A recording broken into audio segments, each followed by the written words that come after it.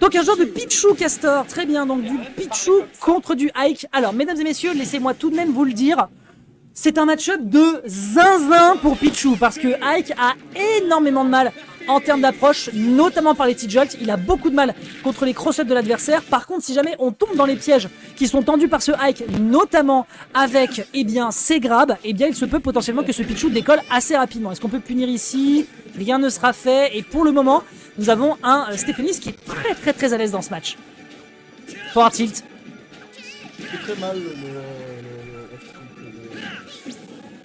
Le tilt de Ike, tu veux dire? Ouais, pour l'instant, il tabasse plutôt bien. Hein. Il va peut-être nous proposer potentiellement un 0 to death. Il tombe pas dans les T-Jolts de l'adversaire. Bon, il se prendra évidemment ici le deuxième hit du downer, donc on n'aura pas un 0 to death. Mais c'est à très peu de choses près. Déjà un kill. On tente de partir sur des neutralaires. Ça tuera malheureusement plus. On ne dit pas que le neutralaire, c'est un très bon outil, mais malheureusement, à partir d'un certain pourcentage, c'est assez compliqué de les utiliser, mon bon Evas. Et je te laisse te rapprocher encore une fois si tu peux casse, parce que le micro est ici.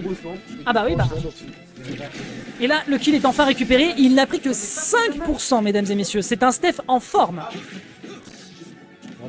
Ok, bon timing de punition. J'aurais pu m'attendre à un back air ici. Mais Stéphanis, en tout cas, il nous l'a montré la semaine dernière. Oh là là! Alors ça, par contre, le down tilt into punish into up smash, c'est vraiment un truc de zèze. Et ça, se prendre ça quand tu ne connais pas la douille, c'est vraiment dommage. Mais bon, Castor, il se le prend. Il se cassera les dents dessus. Une fois, Nico, il m'a attaqué. On devrait l'attaquer d'ici pas trop longtemps. Parce qu'une fois qu'on va récupérer les séquences qui sont sur le côté pour l'instant. Au pire des cas, demande à notre ami. Alors, je suis le seul à avoir le son décalé. Non, je vais m'occuper de te changer ça tout de suite, mon bon Tioka. Ne t'inquiète pas, reste avec nous. Et d'ailleurs, j'avais proposé de faire d'acquisition de faire des jeux, comme ça va faire un peu plus rapidement les gens. Pourquoi pas? Éventuellement. Juste pour te demander d'envoyer des... Pipe, il faut avoir le laptop aussi. Ouais, j'ai un laptop. Eh ben nickel. Non, même en installant aux États-Unis, c'est tout. Ok, un petit backer qui est envoyé. Ici, c'est puni évidemment. Le weak neutralaire est un outil qui est devenu extrêmement intéressant à exploiter avec Ike parce que justement, il fait la même chose que l'ancien neutralaire avec un knockback. Enfin, surtout avec un hit stun d'autant plus important parce que c'est la fin du move.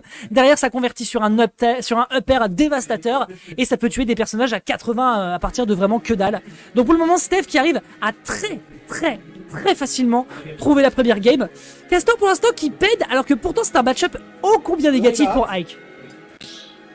Alors, Castor qui prend Laylat avec Ike, je suis pas sûr que ce soit une bonne idée, mais il a peut-être quelque chose en tête. Ouais. On verra bien. En tout cas, pour l'instant, le Retron Pen Bar, mesdames et messieurs, bienvenue, hein, installez-vous, mettez-vous bien pour cette Oni Impact.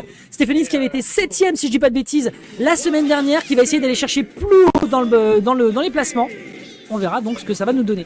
Mais écoutez, voilà, si vous êtes là au Retro Pen Bar, faites-vous plaisir, balancez les messages dans les chats, faites-nous croire que nous sommes sur un major, on attend que ça. Pour l'instant ici, première agression qui est trouvée, malheureusement ici on touche dans le dos, ce qui fait qu'on n'arrivera pas à toucher ici avec cet up tilt, et ça permet donc pour l'instant de timidement trouver quelques dégâts, mais a priori Castor a l'air d'être un peu plus à l'aise sur Layla pour le moment. Ok, les classiques. Il y a eu un smash,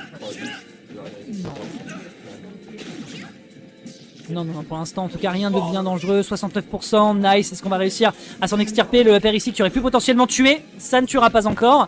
Puisque on a eu de la chance, on est sorti de cette plateforme. Par contre, ce qui va faire mal, c'est ce backer frame 7, on le rappelle, hein, de Ike, qui va réussir à tuer sans peine la petite boule électrique qui, on n'oublie pas, est l'un des personnages les plus légers du jeu, si ce n'est le personnage le plus léger. Ouais, je me suis déjà fait Pour que ce soit un major, faut que Arsnif fasse un trou dans la venue, c'est écrit dans les 10 commandements. Ça n'est pas faux. Et d'ailleurs, je me suis bien foutu de sa gueule la semaine dernière en stream. J'espère que vous avez vu ça, c'était cosmique. C'est passé quoi? Il a fait un trou colossal dans un mur tellement il était énervé. Ok, le dernier malheureusement qui ne touchera pas sur le sweet spot.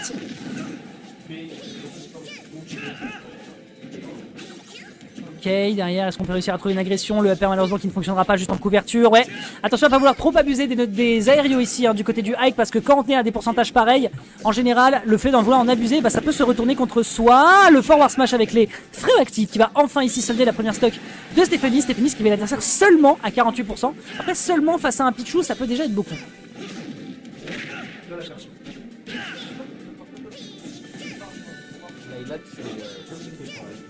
Laylat est une très bonne map pour Ike, figure-toi, mais il faut savoir s'en servir. Contre Pichu, c'est par contre une map qui est assez compliquée parce que les plateformes permettent de beaucoup mixer au niveau des pourcents. Comment est-ce que c'est possible que down tilt into upper, ça touche? C'est pas trop. C'est genre pas trop du tout. Ou alors c'est trop à une frame près et c'est trop à 2 frames et clairement il faut le toucher. Non, je pense qu'il est pas au courant. Je pense qu'il est pas au courant, mais quand t'es dans ces situations, surtout contre Hack, il faut sauter. Tu sautes, mon gars. T'as pas le choix. En plus, il y avait utilisé son saut. On est d'accord. Et là, ça va tuer. Ouais, ça va aboutir à un kill avec ce forward tilt.